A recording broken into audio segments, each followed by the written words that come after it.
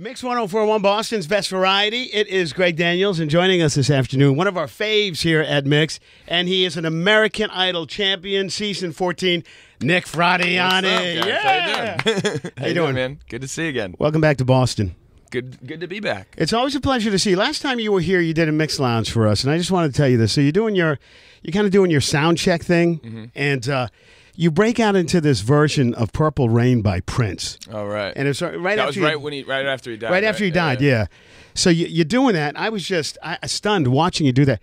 It was awesome. Yeah. Do you do a lot of cover tunes? I mean, do you? Yeah, we do actually.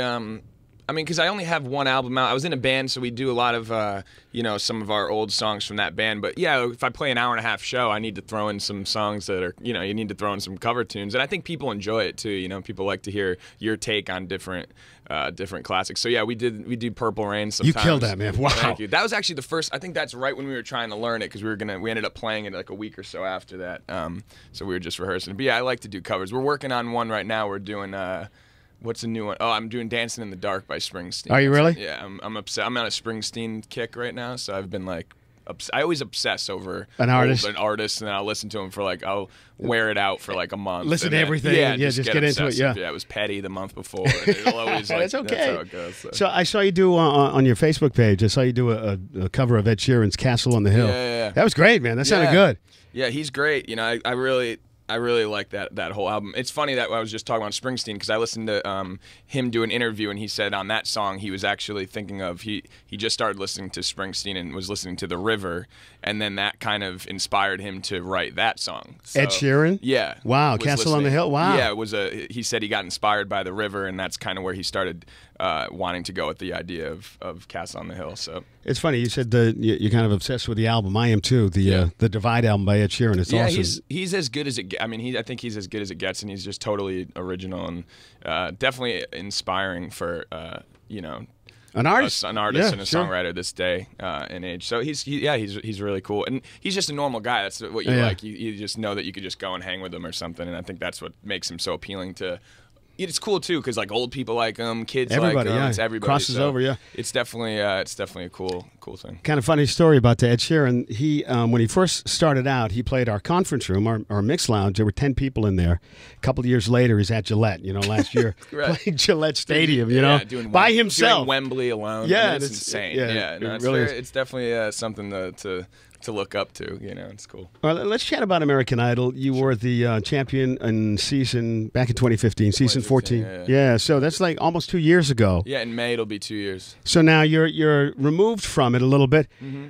What's your take on Idol?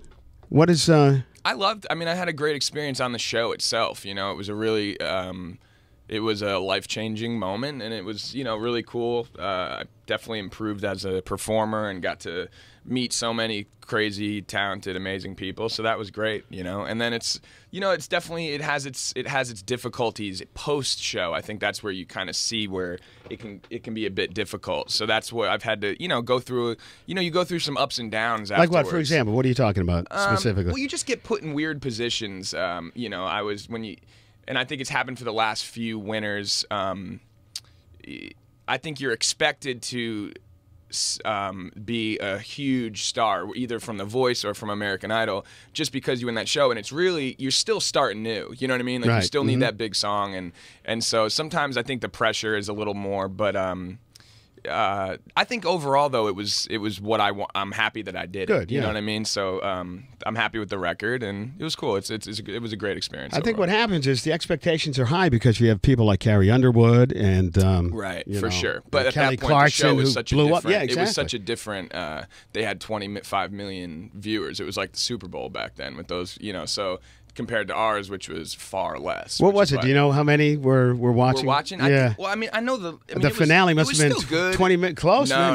The finale of my year, I think, was like 11 million. I think, which is still, isn't that crazy? Crazy numbers, right? I'm like, it wasn't really big that 11 million people saw me sing. So no, it is wild when you still think about it. So I had, but it opened doors for you. There's no doubt. I mean, no question. I've played shows over the last year and a half that have been insane, and have gotten to write with Jason Mraz and that's pretty cool. He's crazy. a cool guy, right? Yeah, he's great.